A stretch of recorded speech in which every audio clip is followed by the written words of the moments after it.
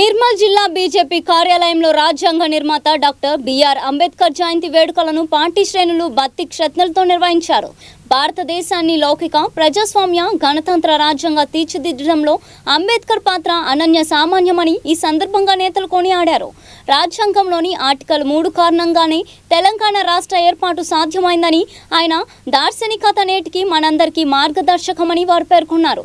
భారతరత్న అంబేద్కర్ చిత్రపటానికి పూలమాలలు వేసి వినమ్ర నివాళులు అర్పించిన నాయకులు రాజ్యాంగ విలువను కాపాడడమే ఆయనకు మనమిచ్చే నిజమైన గౌరవమని ఉద్ఘాటించారు. నిర్మల్ జిల్లా ప్రజలందరికీ శుభాకాంక్షలు.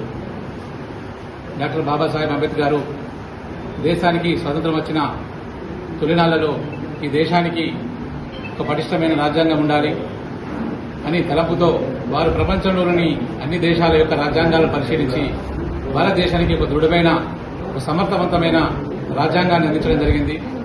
గతంలో ఈ దేశానికి ఛత్రపతి శివాజీ లాగా, ఆ తర్వాత సుభాష్ చంద్రబోస్ లాగా ప్రస్తుతం డాక్టర్ బాబాసాహెబ్ అంబేద్కర్ కూడా వారికి సమానుడు. అలాంటి బాబాసాహెబ్ అంబేద్కర్ గారిని గతంలో కాంగ్రెస్ ప్రభుత్వం ఎన్నో విధాలుగా అవమానించింది. పార్లమెంట్ పెట్టనీయకుండా ఓడించడం, వారిని అవమానం గురి చేయడం జరిగింది. కానీ ప్రస్తుతం ఉన్న నరేంద్ర మోడీ గారి ప్రభుత్వం వారి యొక్క ఆశయాలను ఈ దేశం ఎల్లప్పుడూ గుర్తుంచుకోవాలని పంచతీర్థ పేరుతో 5 స్థలాలను అభివృద్ధి చేయడం జరిగింది. పంచతీర్థ అంటే మనం దేవుళ్ళకు సంబంధించిన తీర్థాలలాగా వారి యొక్క స్థలాలను గుర్తించి వారి యొక్క సేవలను ఈ దేశ ప్రజలు ఎప్పుడు గుర్తించుకోవాలని ఒక తీర్థ స్థలాలుగా ఆ యొక్క పంచ కేంద్రాలు వారి జీవితంలో ఉన్నటువంటి 5 ముఖ్యమైన ఘట్టాలను గుర్తించి ఆ ప్లేసుల్లో వారి యొక్క మందిరాలు నిర్మించడం జరిగింది.